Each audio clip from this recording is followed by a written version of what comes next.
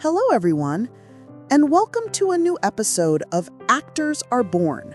Today, I'm telling you the story of a cinema icon, a woman of natural beauty and immense talent, Ingrid Bergman. Born in Stockholm, Sweden on August 29, 1915, Ingrid lived a childhood marked by deep sorrow. She lost her mother at only 2 years old and her father at 12. Raised by her aunt and uncle, she soon found her calling in theater and acting. After attending the drama school of the Royal Dramatic Theatre in Stockholm, she made her way into cinema, playing her first major role in the 1936 Swedish film Intermezzo.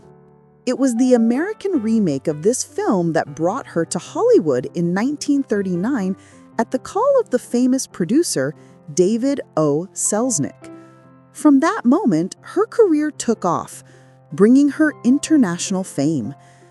How can we forget her in the role of Ilse Lund in Casablanca in 1942 alongside Humphrey Bogart, a film that has become a timeless classic and has consecrated theirs as one of the most romantic couples in cinema history. The 1940s were a decade of great success for Bergman, who received her first Oscar nomination in 1944 for Whom the Bell Tolls. The following year, in 1945, she won her first statuette for Best Actress for her extraordinary performance in Gaslight by George Cukor. During this period, she also collaborated with the master of suspense Alfred Hitchcock on 3 memorable films: Spellbound, 1945, Notorious, 1946, and Under Capricorn, 1949. Despite Hitchcock's famous aversion to actors, whom he called cattle, he developed a relationship of deep esteem and collaboration with Ingrid Bergman. She was known for being an extremely professional actress, eager to challenge herself. An interesting anecdote concerns Casablanca. During filming, the script was rewritten daily, and Bergman complained to the producer that she didn't know how to characterize her character, not yet knowing what her fate in the film would be. Despite the film's global success, she was never able to fully comprehend its charm. At the end of the 1940s, fascinated by Italian neorealism, Ingrid Bergman wrote a letter to director Roberto Rossellini, fresh from the successes of Rome, Open City, and Paisan. In this famous letter, she offered herself as an actress, saying that she knew English, had not forgotten German, could make herself understand in French, and that in Italian she could only say "te amo," which means "I love you." This marked the beginning of an artistic and sentimental partnership that would shake the foundations of her career and public opinion. In 1949, she arrived in Italy to shoot Stromboli, Terra di Dio, with Rossellini.